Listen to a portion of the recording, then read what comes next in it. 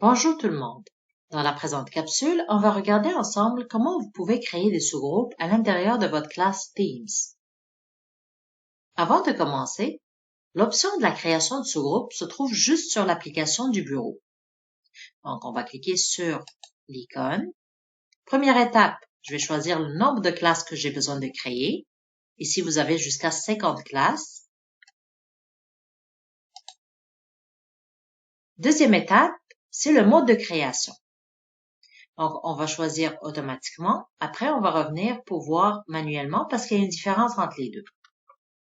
Donc, je vais cliquer sur Créer des salles.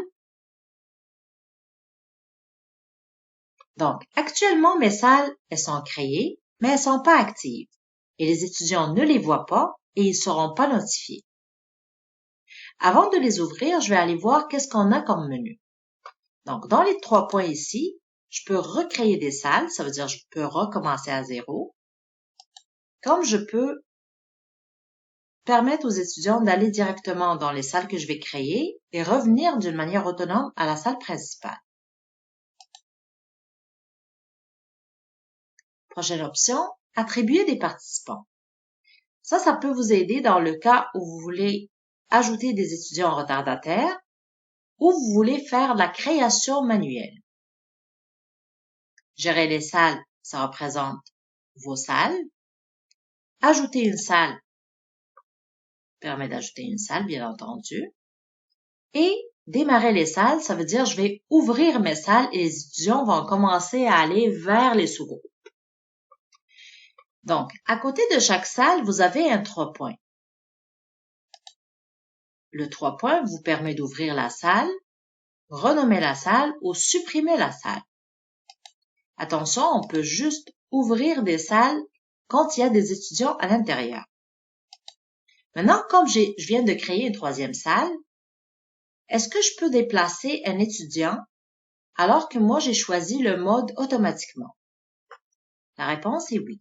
Donc, je vais cliquer ici. Je vais choisir un étudiant. Je vais cliquer sur Attribuer et je veux le déplacer dans la 3e salle vide. Maintenant, je vais démarrer les salles.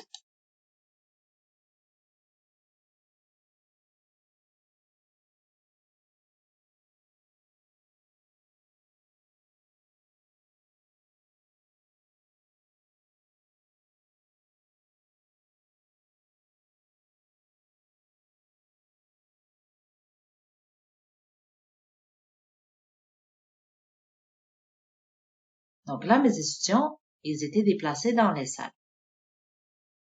Toutes les salles sont ouvertes. Comment je peux me déplacer pour aller les voir? En cliquant sur les 3 points, rejoindre la salle.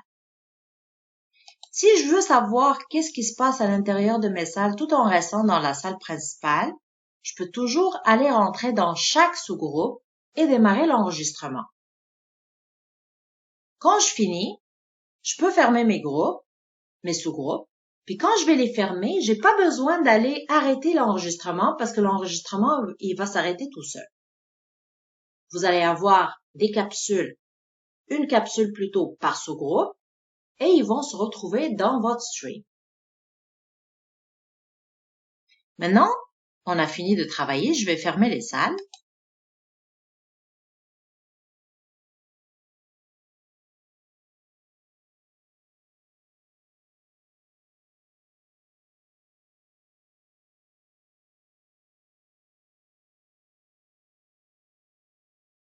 Normalement, ça prend 10 secondes et les étudiants sont notifiés.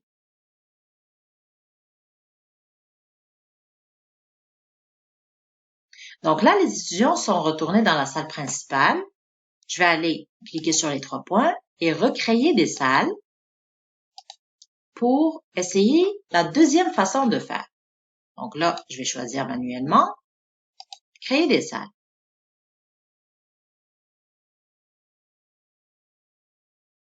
Donc là, j'ai une salle qui s'est créée. Je vais réessayer encore une fois. Parce que normalement, d'habitude, ça me crée plus de salles.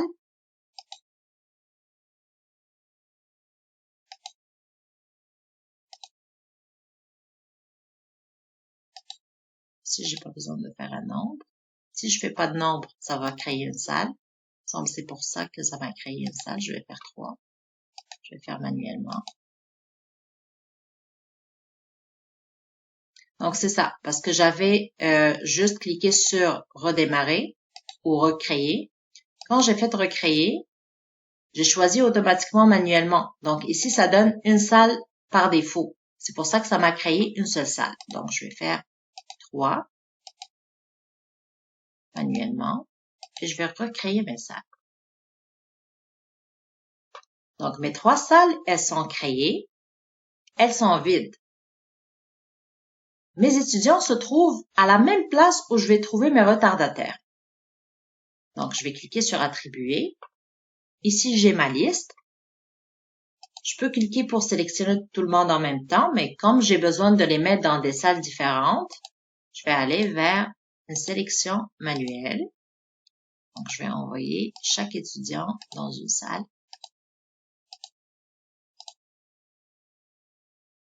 Et la même chose, je vais démarrer pour l'ouverture de mes salles.